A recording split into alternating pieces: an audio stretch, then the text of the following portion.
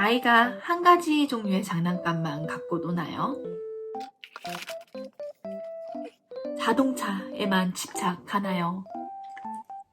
좋아하는 장난감이 있으면 10분이고 30분이고 문제없이 혼자 행복하게 시간을 보내지만 그것이 없으면 안 되나요? 이 아이와 무언가를 해보려고 해도 아이는 자동차만 가지고 놀아서 아이의 관심을 다른 곳으로 돌리기가 매우 어려우시다면 분명한 건 당신의 아이만 그런 것은 아니라는 점입니다.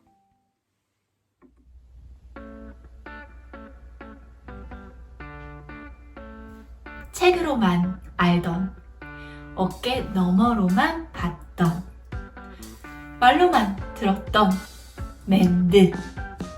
이제는 나도 제대로 알고 싶다 하시는 분들을 위해 준비했습니다. 맨드의 정석. 온라인 강의로 만나요. 안녕.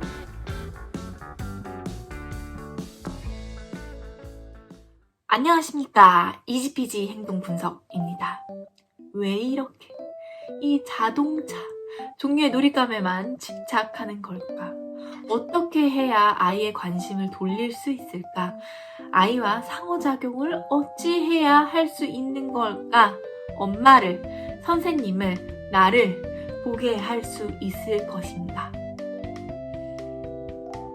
가장 먼저 드는 생각은 이 자동차가, 트럭이, 기차가 왜 이렇게 아이를 빠져들게 만들까 궁금할 것 같아요. 자동차 종류의 장난감을 갖고 놀 때를 생각해보면 되게 비슷한 방법으로 놀지 않을까 생각합니다. 왔다 갔다 하고 어딘가 주차를 시킬 수도 있고 줄지어서 나열을 하거나 바퀴를 돌리거나 문이 열리는 거라면 문을 딸깍딸깍 열고 닫는다거나 이런 방법들로 자동차를 갖고 놀겠죠. 이렇게 놀이 방법에서 일정한 패턴을 갖는 것은 적어도 이 놀잇감을 갖고 있는 이 공간에서는 내가 예측할 수 있고 통제할 수 있다는 익숙함, 안정감을 만들어냅니다. 이 정신없는 세상 속에서 우리는 편안하고 어떻게 되고 있는지 내가 알 수 있고 안정감을 느끼는 무언가가 모두에게 필요합니다.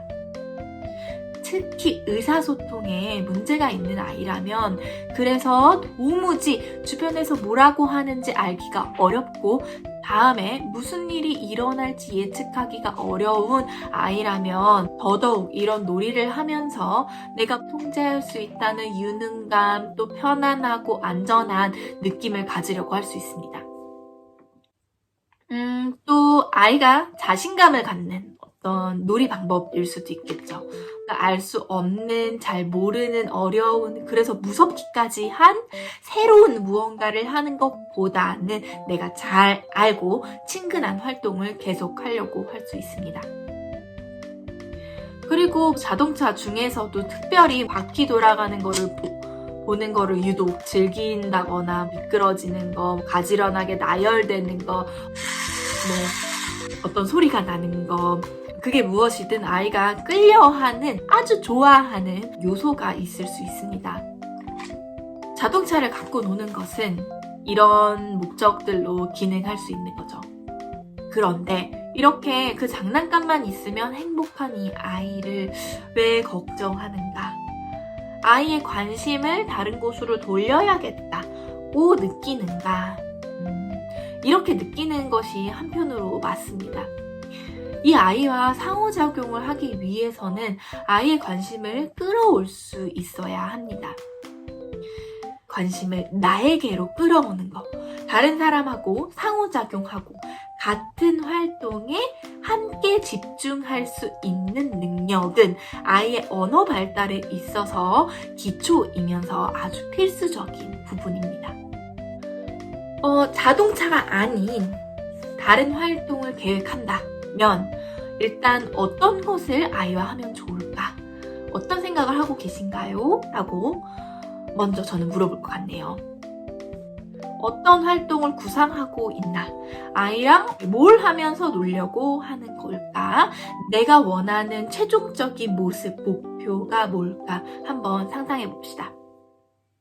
아이와 같이 했으면 하는 놀이 활동은 지금 아이가 놀고 있는 이 모습과는 굉장히 동떨어진 듯이 보일 수 있습니다. 그치만 아이 자동차 놀이랑 내가 목표로 하는 이 활동에 대한 아이디어가 꼭 서로 상충하는 것만은 아닐 수도 있습니다.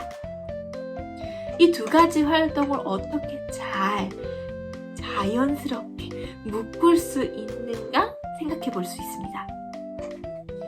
내가 목표로 하는 놀이를 생각하고 여기에 자동차를 살짝 추가하는 거죠. 자, 자동차는 이제 끝났어. 이제 그만, 끝.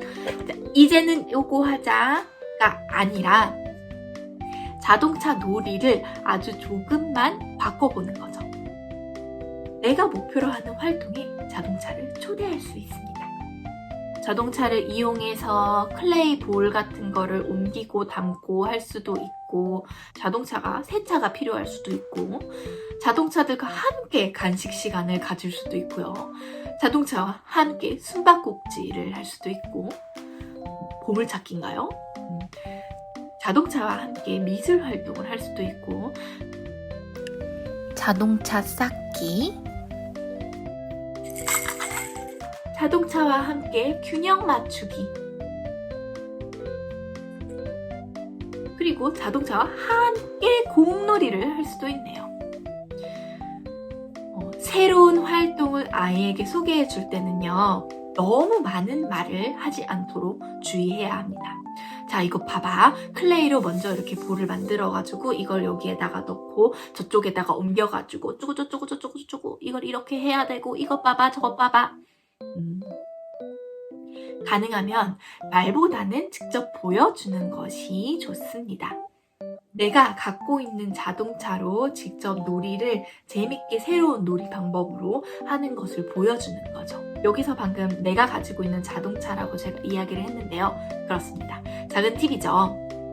아이가 갖고 있는 장난감으로 내가 원하는 놀이를 어떻게 하려고 보여주는 것이 쉽지 않을 수 있습니다. 아이가 나랑 놀기 싫어하는 듯이 원래 자기가 하던 방식대로만 하려고 하는 그런 모습을 보일 수 있습니다. 왜냐하면 아이는 내 장난감을 뺏길까봐, 내가 원하는 방식이 아닌 다른 방법으로 놀이를 막 마구 바꿔버릴까봐 불안하고 걱정되기 때문입니다.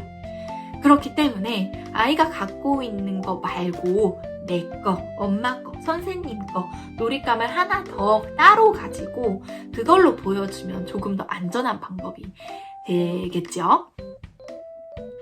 이렇게 자연스럽게, 부드럽게 보여주고 또 알려주고 하면서 아이가 잠깐씩 힐끔힐끔 쳐다보거나 저렇게도 한단 말이야? 하면서 자기가 해보려고 할 수도 있고요. 이렇게 아이의 관심이 조금씩 움직이는 것을 경험하실 수 있을 겁니다. 이걸 시도하는 과정이라고 표현하면 좋을 것 같네요.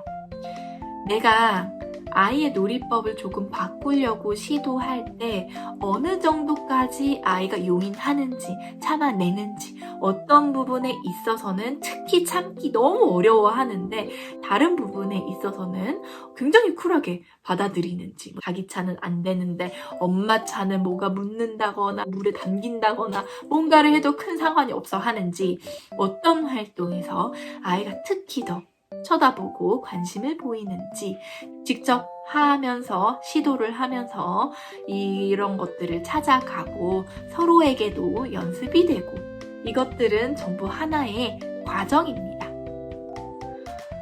저 역시도 열심히 준비해 갔지만 아이의 호응이 아주 미비하거나 이건 아닌가 보다 하고 제 마음을 접어야 했거나 내가 너무 원대한 계획을 세웠군 이렇게 할 때도 있습니다. 이렇게 끝날 때도 있습니다. 그래도 괜찮습니다. 그것만으로도 아주 훌륭합니다. 왜냐면 다음번에는 또 어떤 식으로 시도해 봐야 되겠다라는 아이디어를, 정보를 주거든요.